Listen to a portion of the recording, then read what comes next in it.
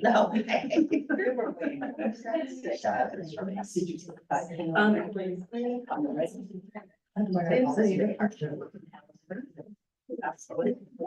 Oh, I don't have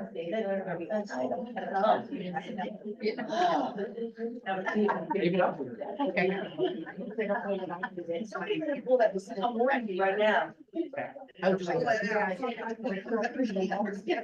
Yeah. Give me something. Here, like. I know space. If it's going. I used to have this idea behind my hair. I had. Did anything from my phone? Oh, we'll talk about that.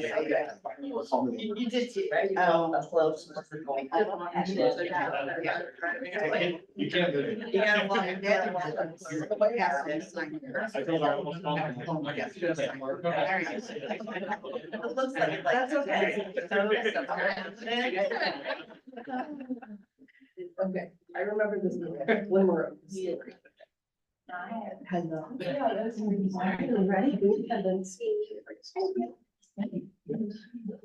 All right, so we'll call this meeting to order. It's 6:30. Please stand and join us for the pledge of allegiance. Pledge allegiance to the flag of the United States of America and to the republic for which it stands, one nation under God, indivisible, with liberty and justice for all. First up, the Rawls, athlete of the month.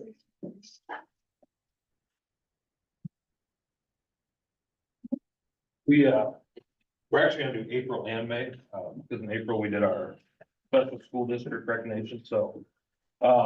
I'll start with our first, was Madison Schumacher. She's not able to join us. I talked to her earlier today. She just graduated. So she's like, I gotta go to work. Welcome to the room. Soccer coaches had to say about Madison. She stepped up in a big way as a leader for our girls soccer program. Her infectious smile is always on display, but she is also a skilled and fierce competitor. Madison is currently tied for the team lead in goals, which she ended up finishing the year leading the goals and in overall points. Thank you for everything you bring to our girls soccer team, Madison. So,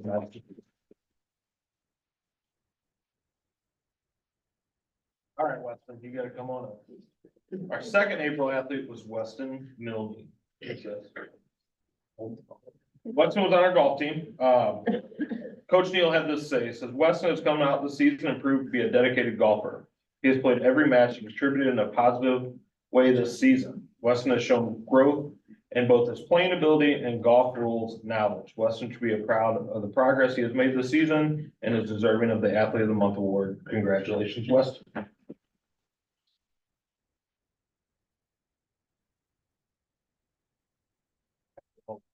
I'll talk, Taryn Walker Townsend was one of our May athletes. Sorry, baby. I'll talk about Taryn first. Taryn also is not able to make it. Coach Wilson had this to say about Taryn.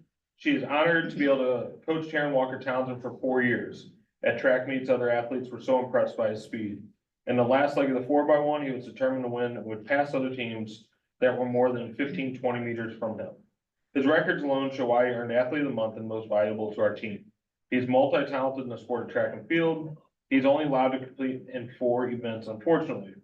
He broke the school record in shot put, long jump, 100-meter dash, and the 4x100 this season. He also just finished 6th in state at the state track meet past weekend. So, Taryn Walker Townsend.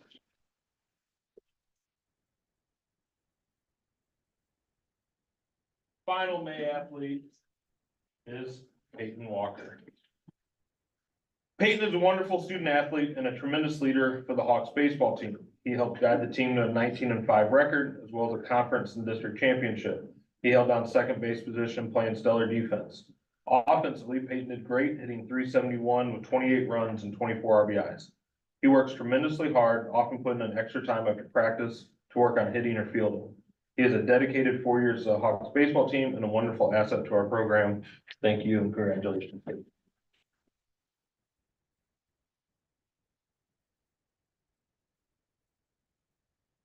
our student spotlight, Dr. Jill, Jimmy Basham. Good evening, everybody. It's my pleasure to introduce Jimmy Basham.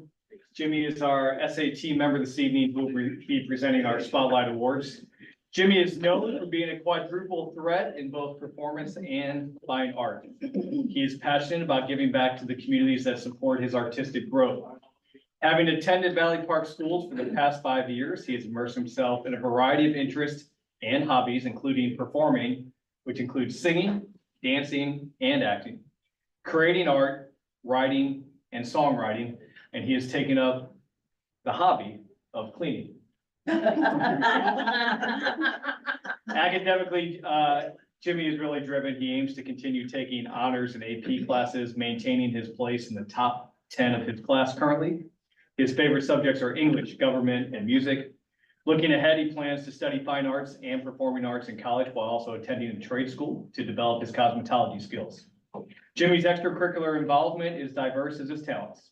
He participates in show choir, serves as the social media manager for the theater department and equality club, and is an active in the student council, leadership, and the student advisory team.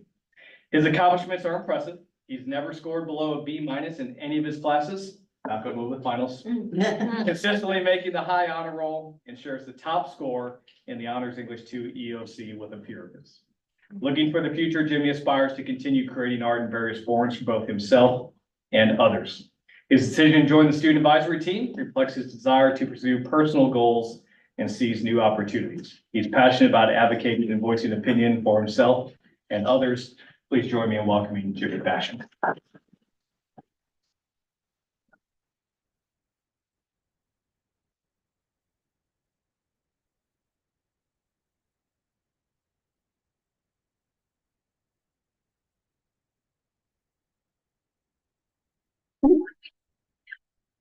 All right. Our 8th grade student spotlight is Alex Banks. Here's what Alex's peers and teachers had to say about her. Alex straightens up her classrooms without being asked. She's a great resource to her classmates. They seek her out to check their work because they trust her feedback. She's on task and cooperates during class time. She worked hard preparing for book battle. She's a reader because vocabulary is incredible. She stays focused and advocates for herself in every class. She is such a great student. Give it up for Alex.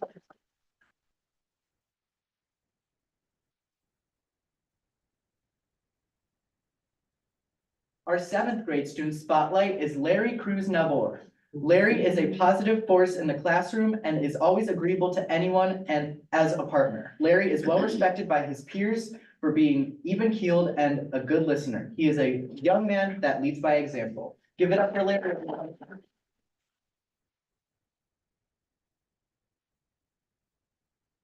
Our 6th grade student spotlight is Danny Flores Garcia. Danny is a supportive classmate. She is always willing to help others and she does so with patience and kindness. Her schoolwork is always completed with care and understanding. She is a gem among her classmates. Give it up for Danny.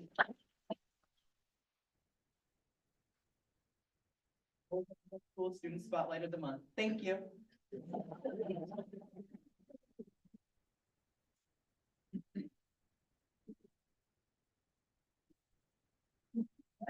Next up, we have Haley Buck. She'll be presenting the strategic plan update for the elementary school. Hello. Hello.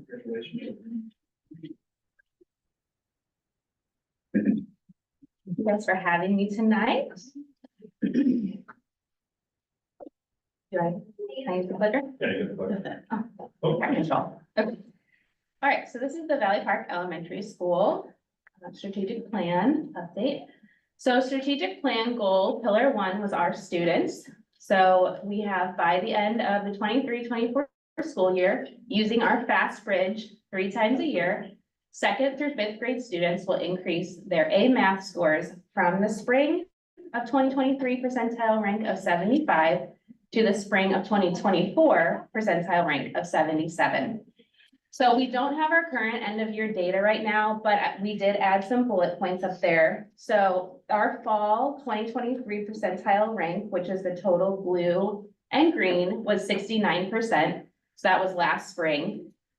Our winter data, so our this current school year's winter data for blue and green was 75%. So we had a 6% increase from fall to winter, which is great. So we are on track, hopefully, to see that end of year data.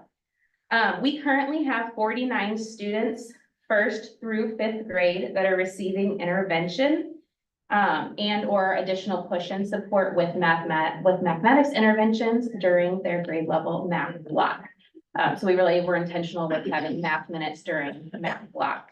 Our next goal, again, sticking with pillar 1, our students, by the end of the 23-24 school year, using Fast Bridge 3 times a year, 2nd through 5th grade will increase their A reading scores from spring of 2023 percentile rank of 74 to spring of 2024 percentile rank of 76. So again, we don't have our end of year data, but we currently have 29 students, 1st through 5th grade, that are receiving reading intervention. We currently have 59 kindergarten through 5th grade students who are being progress monitored weekly using Fast Bridge in the area of phonics and fluency. And then we have completed 55 student kindergarten through 5th grade having reading success plans.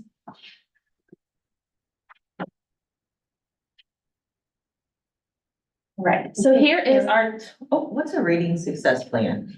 so, Megan, do you want to speak Yeah, on this a little absolutely. bit? So, any student who's reading more than 1 grade level below, based on our data that we take each year, is given a reading success plan, which is really a reading intervention plan. Like, what is their goal gonna be? We pick selected areas, and then they're monitored every week, and then the parents get updates every quarter. Okay, great, thank you. Yeah, no problem. All right. So our 2023 annual performance report, so this chart shows several celebrations, but also some areas of growth opportunity. So we wanted to highlight our celebrations that all students in all groups are on track. We have 4th grade math overall proficient and advanced 2023 state average is 44%. Our Valley Park average was 62%. So that's a huge celebration. Our 5th grade ELA overall proficient and advanced 2023 state average again was 44, while Valley Park is 53. So great successes there. We do note that there is growth opportunity for our ELA. We feel that with the new curriculum and resources that we are going to be implementing, will really support this growth, as well as the ongoing use of reading success plans to support our struggling readers. So we'll continue those into the next school year.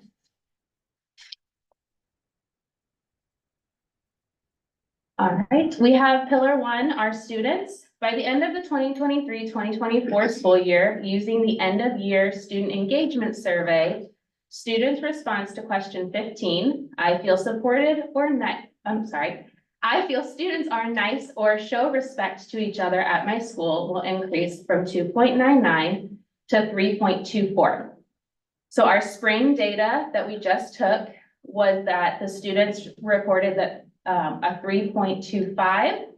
And we did do a pulse check in December with our 4th and 5th grade students, and they gave the average score of a 3.6. So we achieved our goal. Yes. Can you just clarify what is the rating? Is this out of 5? or- Yes, it is out of 5, correct. So it's, the survey that goes out to the community, we also give one to our students, and they get to rate their feelings about different things in school. So one of those is the question, I feel people are nice or show respect. All right, moving on to pillar 2, our team. Valuing our team by supporting transparency and open communication to positively impact students. So we did a couple of things this year to try to create supporting transparency to our team and our staff. One way is we created the communication hub. So this is a live Google document that we update periodically throughout the year. So it has all of our schedules, our lunch and recess schedules. It has behavior resources, MTSS information, PD, sunshine, weekly emails that go out, our staff meeting agendas, general information, nursing information, assessment schedules, field trip forms. So it's kind of a catch-all for everything. So the staff can go there, click on it, they're all linked, and then it'll take them to the doc that they need. So it's kind of a all-in-one hub. We also created the VPES Google Calendar. So everyone, all staff members at Valley Park Elementary have access to this calendar. We update it, so whenever, a meeting comes up, we'll add it on there. All of our staff meetings are on there. Any IEP meetings that might come up, we can use the Google invite, so everybody's kind of on the same page of where they need to be and when. It also helps us know the locations of meetings. And then we have administrative meetings with teams monthly. And we document these meetings on a Google Sheet shared doc, so the teachers can add in information if they have questions or concerns, suggestions, but it also has notes from the meeting so they can go back and reference what we talked about if there's anything important that they need to go back and do.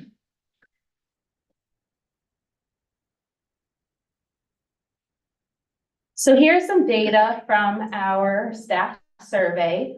And this again is similar to the student and community survey that we send out. So the results from the spring of 2024 staff survey. I believe my work positively impacts those we serve. It received a 4.54, and again, that's out of 5. I have clear understanding of my expectations as an employee, a 4.25 out of 5. And then I feel supported with good processes and the appropriate resources to do my job, and that received a 4.0.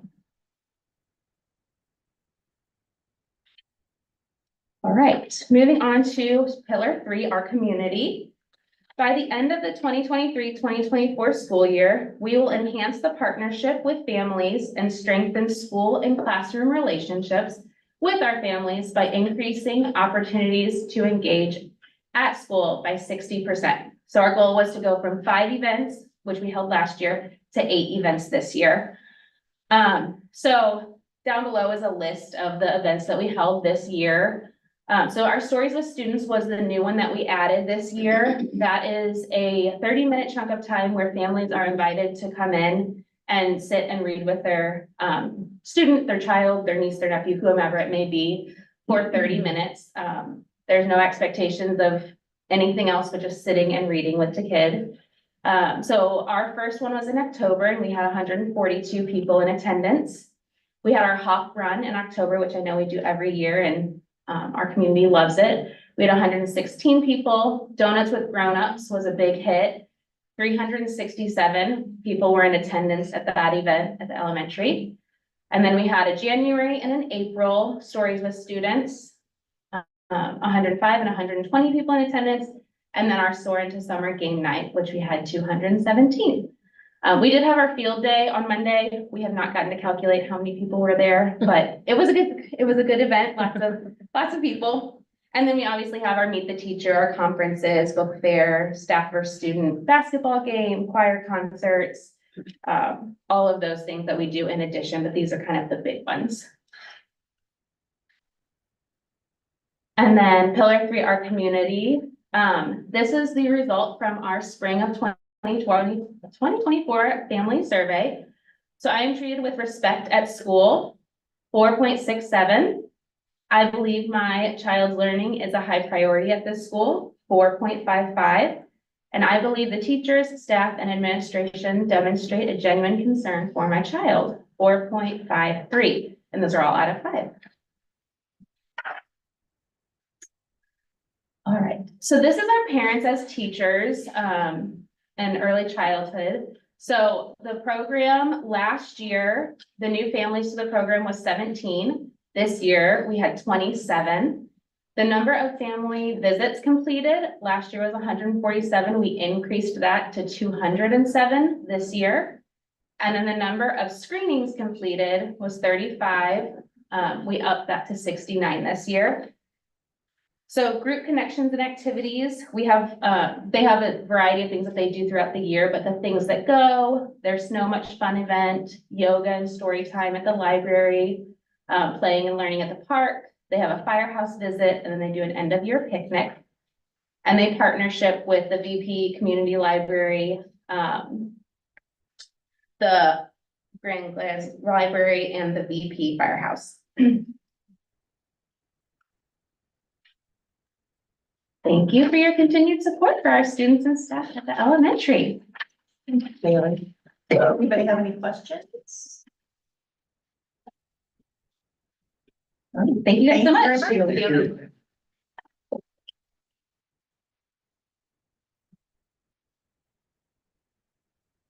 Dr. Kelly Lowe will be giving us our preliminary budget for the 2024-25 school year. First reading. First reading, that's right. It's kind of hard to believe we're already here, isn't it? I know. Okay, so what we're gonna do this evening is, Gaspin, you are our newest board member. The rest of these guys have been through this process, so a lot of these slides are gonna look very familiar to them. At any point during this conversation, please don't hesitate to stop and say, Kelly, I don't understand that, or help me out with that, ask the question, okay? We know that. I like you said, don't be We'll see. Okay, let's start off with some celebrations. One of our main goals when I got here, we were using tax anticipation notes. We no longer need those, as you well are aware of. The 24-25 budget recognizes the first of a agreed upon 2-year teacher salary schedule through collective bargaining with the Valley Park NEA. It also recognizes the salary increases for all non-certified staff members. Another huge celebration. Our community came up big for us this year, voted 73% approval to pass the $16.5 million no tax increase bond issue, which we are now working. Lorenzo is going to speak to that a little bit, so I won't take any of his thunder. The district investments earned $300,000 in revenue this year alone. These are our money that we've put in reserves. Obviously, we're getting great interest rates right now. So those earned $300,000. That was $170,000 more than budgeted amount. Part of that is obviously, as you well know, we're pretty conservative with our revenues and extremely aggressive with our expenditures. The district wrote and received grants totaling $121,918. Lean into Learning grant for $8,000, DESI grant for $80,000.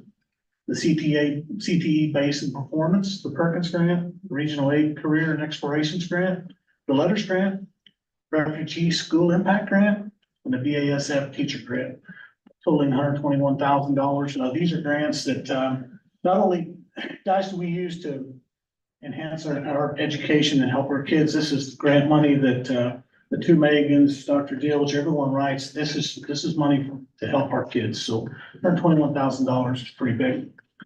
The district continues to invest in our facilities. We're going to talk a little bit more about this once we get into the budget. Painting has been placed on a 3-year schedule. These things that we're doing right now, a lot of them were not done before. So painting is on a 3-year schedule. I know we're going to be doing some painting this year, but we don't want to wait another 8, 10, 12 years before we start going back to our buildings. The high school is done. The plan is to, within 3 years, be right back through the high school again, start all over. LED lighting upgrades continue. We have mirror film on our exterior windows now for safety and energy efficiency. The HVAC replacement on the middle school, part of having reserves in your bank. If you guys remember, whenever we had the storm and the insurance paid us to replace those or to repair those, they were aging. We decided we don't want to do that. We're going to go ahead and replace them. So that way we can get them out of the rotation and make sure that we have good HVAC in there. New safety doors separating the elementary and the middle school. You can no longer go from one building to the other one without having to go through safety doors. Resurfaced the elementary gym floor and field house. Removal of a house on Main Street. That was a big one. New student furniture in the middle school, science and math and wellness room for fitness classes. Those are all celebrations that we've done last year and some of them that we're in the process of doing right now. So big stuff. Okay. Okay, our budgeting philosophy. It's no different than it has been for the last 3 years. We use a combination of zero-based budgeting and balanced budgeting. Zero-based basically means you're starting from zero every year and you're building up to that. One of the big things is you get caught up in numbers, analyzation all the time. Balanced is you're going to try to make that balance out every year. A lot of times whenever you do that, you have to inflate your revenues to try to match your expenditures. And it's probably not the best idea. So what we do, we call our sustainable budget. And each year, we're going to come in here, we're going to be very conservative with our revenues. and we're gonna be very aggressive with our expenditures. And what we're hoping to do is give you the worst case scenario. Okay, revenues are gonna start here, expenditures are gonna be up here, and as the school year goes along, then we want them to get closer together to where they meet or possibly we have a surplus. So you have to understand your low point reality before realizing your potential gains.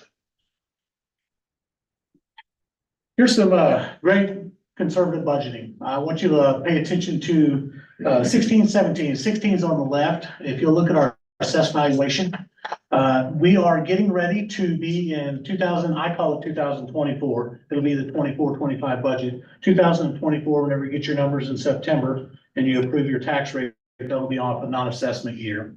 So I think probably a couple things to understand as we do this, and one of the reasons we do that, if you look at the difference on the right there, 2017, that was an assessment year versus a non-assessment year. Look at 2018, it actually went backwards. Did the same thing for 2019 to 20. And then obviously 2021, we took a jump, and then we took a huge jump last year in the assessment. The assessment years are on your right. You can obviously see the difference in those. For 2024 in our budget, in 2025, we're gonna remain flat, just like we did last year. Once you do your tax rate levy in September, and we pass that, and we can update that budget just like we did. Vic, we started doing this last year, I think it was, Dr. Dills? Yes. Last year, we eliminated Vic revenues from our budget. We know that the program is phasing out. So we want to make sure that we go ahead and eliminate that, knowing that, yes, we're going to get some big money. It'll just be unplanned revenue for us. But we also don't want to be dependent on that 3, 4, 5, 6, 7, 8, 9 years down the road whenever there's hardly anything there. So we just decided last year that we're going to go ahead and eliminate that out of the budget and just call it unplanned revenue. The state, the 24-25 budget will continue to recognize conservative transportation payments. The last 2 years, the way the formula calls, it's supposed to pay 75% of all your transportation costs. It has been as low as 16% in the past. The last 2 years, they've, as you might imagine, with all the federal money and all the influx of money, they've had money too, so they paid us a pretty substantial amount in transportation. I'm going to leave that at what it was, and it's going to be very conservative. I expect that to probably go ahead and produce the next year or two. But usually once the state starts running out of money, and I think all this federal money will push through, all the ESSER money, COVID money will push through, one of the first things they usually do is start pulling back from transportation. So if we leave that at a conservative amount right now, we'll be just fine. The 24-25 budget assumes the basic formula numbers using the 22-23 weighted average daily attendance. We are no longer on the COVID-19 20 numbers. We dropped from the state payment was 690 and 22-23 will be 620. So we dropped 70 kids off of that. Fortunately, we're a locally driven school district, so it's not a huge thing for us. It's still about $90,000. Next year's budget will assume Prop C to be paid at $1,400. This is an example of us being conservative. They're paying a little over $1,400 right now. Next year, they're wanting to pay, they're saying they're going to pay a little bit over $1,500, but what they say and what they do is two different things. It's always easier for us to adjust later and understand, but I'm comfortable with $1,400. Here's your projected budget revenues. You can see locally, we are a locally driven district. We got your state formula, your county, nothing huge in there. Total revenues are $15,514,247. Here's you a comparison from 23, 24, 24, 25. Two things I want you to notice. Local, we did go up a little bit there. The thing that I want you to notice down there on the state, if you look at 23, 24, versus 24, 25, those numbers are relatively similar. At the bottom on the total, you can tell right there on that state where I've lowered that formula down whenever we drop from 690 to 620. Everyone see that? So our projected revenue increase conservatively is $21,625. Here's your revenue funds. We have 4 funds in our operating, our special, our debt service, and our capital improvements. Remember, Fund 3 and Fund 4, if we spend out of those, that does not affect our reserves in any way. And you can kind of see up there on the pie graph on the left that a big chunk of that is locally driven money. Okay, now it's kind of an exact flip for us. So what we're going to do now is we're going to briefly go through our expenditures. Remember, we're really aggressive with our expenditures, meaning I hope that unless something comes up that we can't see or we can't plan on, usually we will not meet our expenditure goal. We'll spend less than that. Perfect example is our insurance. Remember, we have a January 1 renewal. So we cannot plan insurance. We can't say this is what it's gonna cost us because we're not sure. Kind of the market rate's 8 to 10%. Sometimes it's higher than 10%. So I put a 10% increase in there for medical. Now, a good thing about that is we'll go from now until the end of December enjoying that 10% because we know we're not, our rates are locked in until December. But we got a 10% in there. You have to put that in there to make sure that we don't, make sure that we have enough money in the budget to meet that.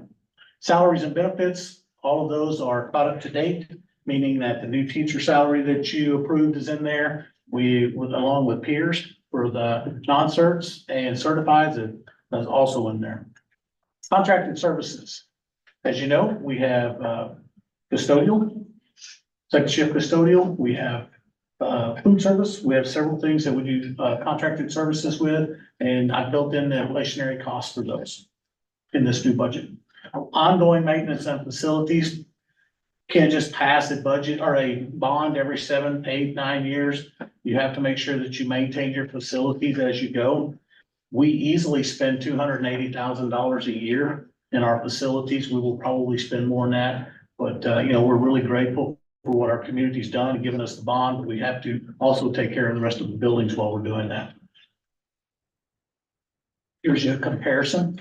Two things that I want you to note here. You can see on the 24-25 versus 23-24, our salaries are going up. That's your new salary schedule. Along with PSRS, your benefits are also going up. Remember, 100,000 of that on the benefits will be that 98,000 that we put in there for the 10% increase in insurance. Purchase services, supplies, all of that is running relatively close. The one thing that is going to make this look a lot higher than what it is, look down at the very last line there and you see the bonds. This year we had in the budget 1.9 million, and our bonds next year will be 2.4 million. So with all of that in their bonds, salaries, benefits and everything, it's going to be an increase of $1,186,644.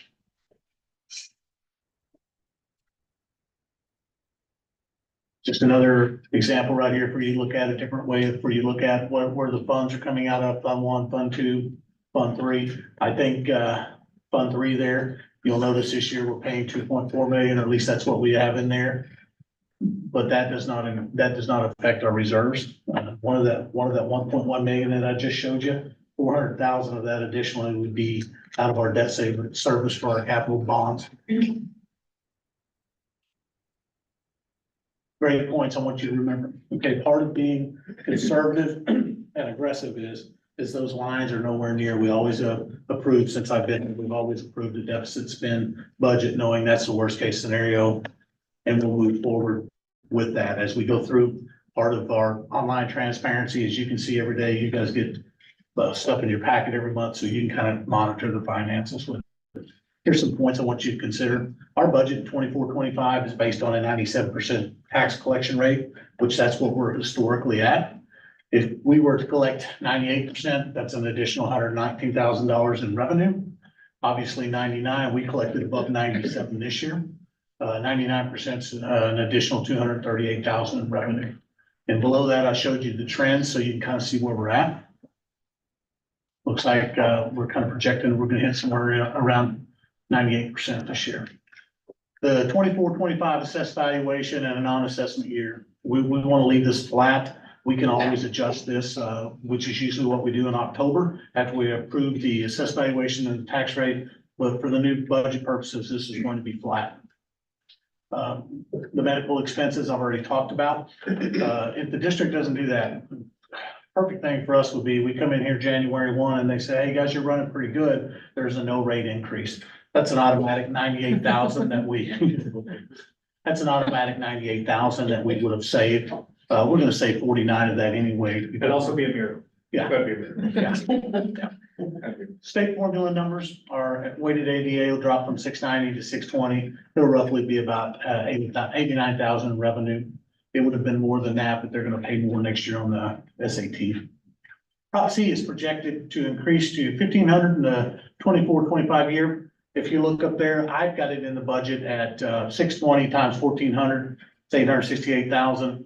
If they pay 1,500, I suspect they will pay 1,500 next year. That's an additional $62,000 there that's not planned in the revenue part of our budget. Big revenue is not included in the budget. We know we're gonna get big money next year, but that's, we're trying to teach ourselves not to be dependent upon that. Our sustainable budget process basically is the probability of realizing a budget closer to balancing at the end of every year.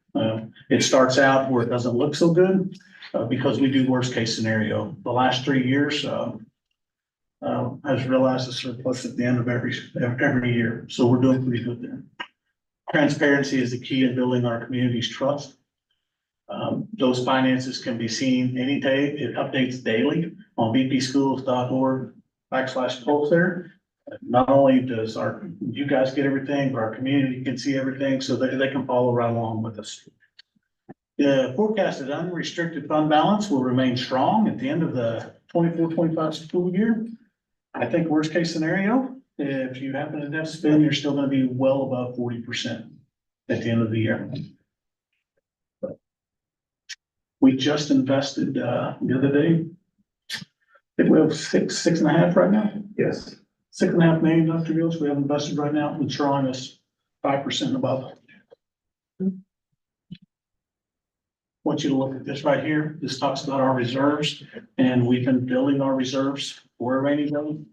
Part of what we're doing is, whenever you experience a budget like this, where we're projecting revenues conservatively at 15,500,000. Expenditures are 16.8. If we have a really bad year, we have reserves to offset that. And then the next year, we always, we game plan from there and we adjust from there. So right now, we're doing really good. I like next year. I like the way it's looking. I think we're in pretty good shape. I don't see us at worst case scenario deficit spending more than 6%. The reason I say 6% is because that 16.8's got debt service in it as well. I have a question. Thank you for explaining it somewhat level, but so I want to be optimistic and think, oh, maybe we get the money that we haven't included, or We will. maybe We healthcare will. does just a great, 5% raise and we get extra and Mhm. maybe we get 99% of our tax. Where does that money go? What funds would that pop up in? Like, oh, we suddenly have 20,000, like, does it have to go in one of those 4 funds or? We're I not, mean, where does that money go? that's a great question. All of that money that we're going to get, like state money and stuff, we go ahead and deposit that into our teachers fund, into our fund too, because at the Okay, at so the end of 1 the and 2 year, basically, yeah. Our Okay. operating. Yeah. the operating, exactly. okay. At the end of the year, we're Which is where the gonna majority. transfer that, right? So that money's gonna go into more than, just think of it this way, it's gonna go into operating, but I put certain monies into the fund 2, which is the teachers fund. That's just for compliance reasons. Okay. Thank you. That's your reserves. Fund 1 and fund 2 are your reserves. Okay. Fund 3 and fund 4 do not count toward your reserves. It's where you carry your reserves. Yeah. And the policy says, the board policy, that we want to be 25% or greater in our reserves, which we finally hit. We made We it. looked a couple of years Well, back, we maybe- were at 17, so Yeah. it's a pretty big deal when we were able to work out a negotiation with our salaries and everything for all of our staff and still be in great place, right? Yeah, optimistically, we should be in a strong financial position for the next 2 years. After that, I mean, that's when the majority of our kids will have graduated out.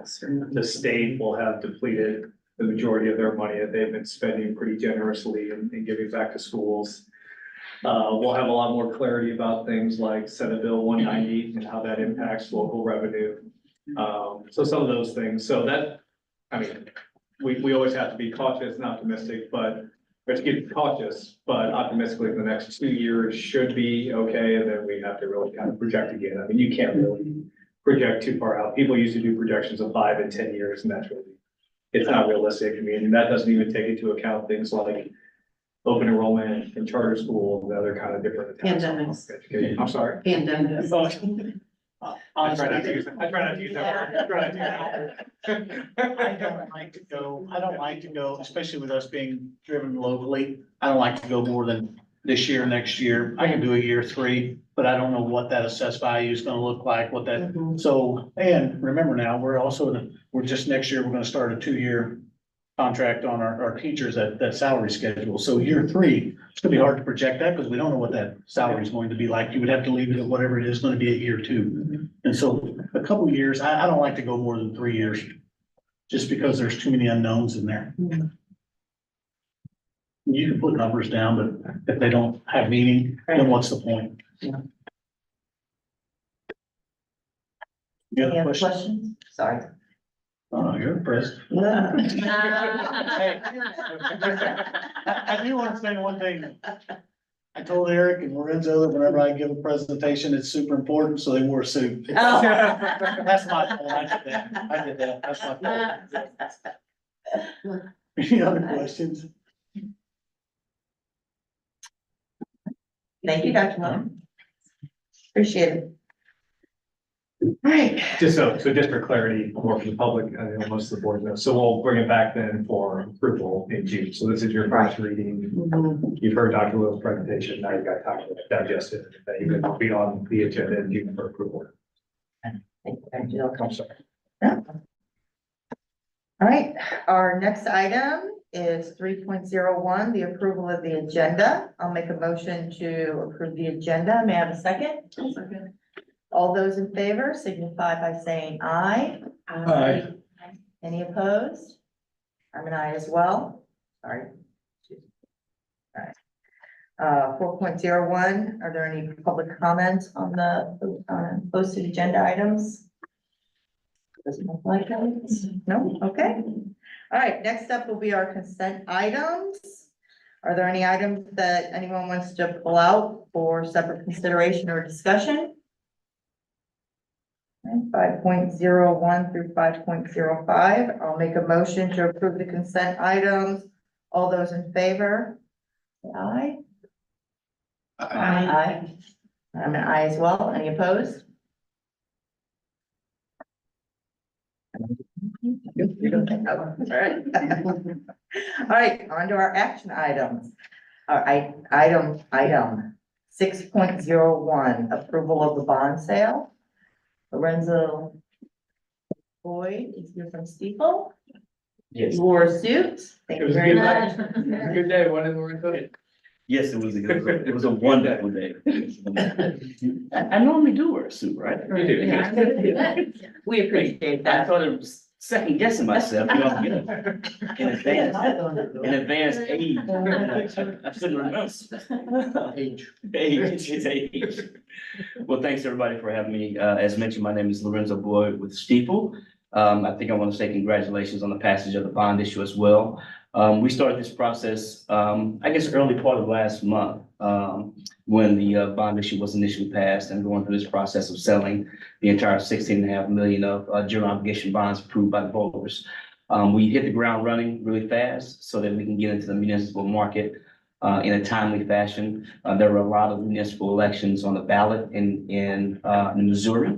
So we wanted to make sure that we were able to get in this transaction ahead of some of those other transactions that are coming to market.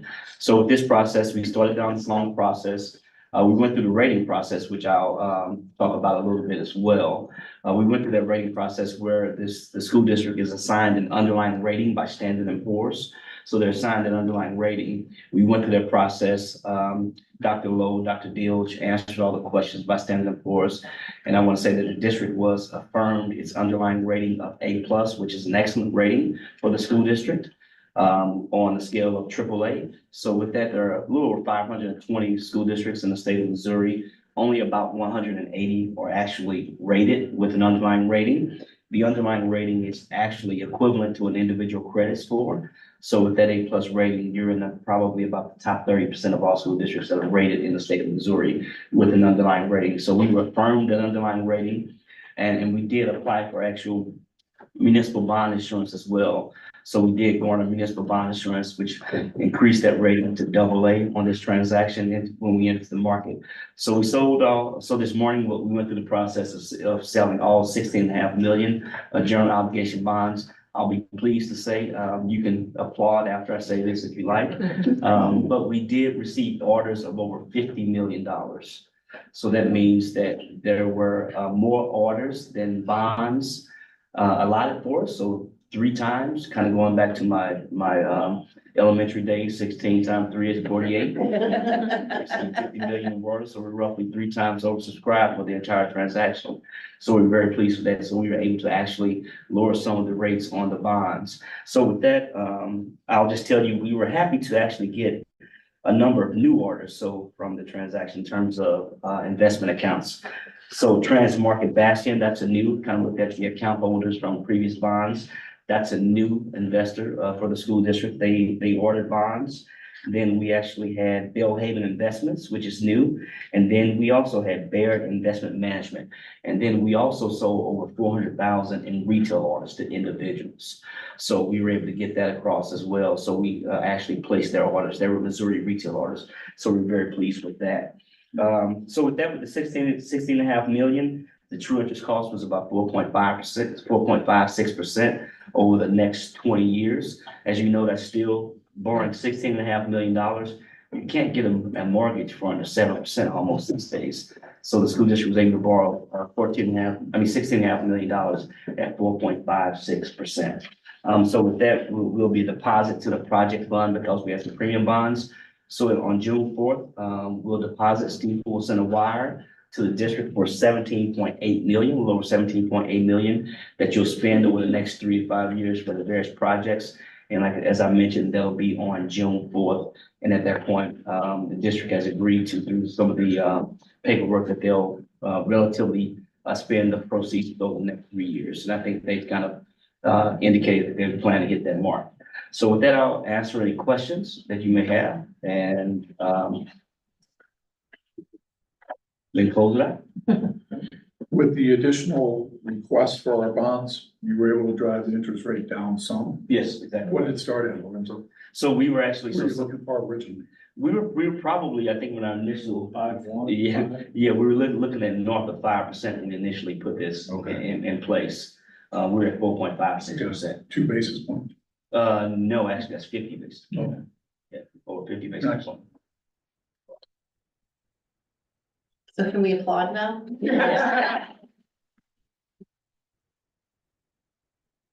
I never get applause, so. You can go back to the office and tell everyone. Yeah. I'm just hoping, I'm hoping this is recorded so I can show this. It is, you can watch it on It is. YouTube. Show it to everybody. Applause for Lorenzo. So, are there any other questions? Then we just asked for, oh, I'm sorry, we have Eric Creech, I'm sorry. I'm just a pretty face. We have Eric Creech, who from Gilmore and Bell, he does all the bond transactions in terms of just writing the legal aspects of the bond issue. He's here with us. He prepared the necessary resolutions to pass. So I think all we need is a resolution to pass this sale, and then we'll be ready to close on June 4th. Yes. Should we? I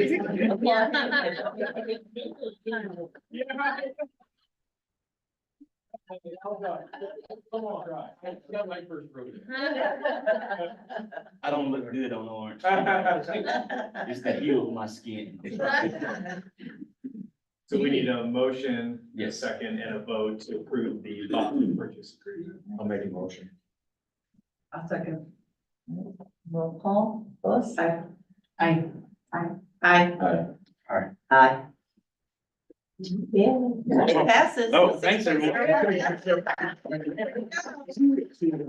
Yes. Right. At the lake, yeah, correct. All right. All right, public comments on non-agenda items? Nope. All right, I'll make a motion to adjourn to executive session. May I have a second? Second. Aye. Aye. Aye. Aye. And I as well.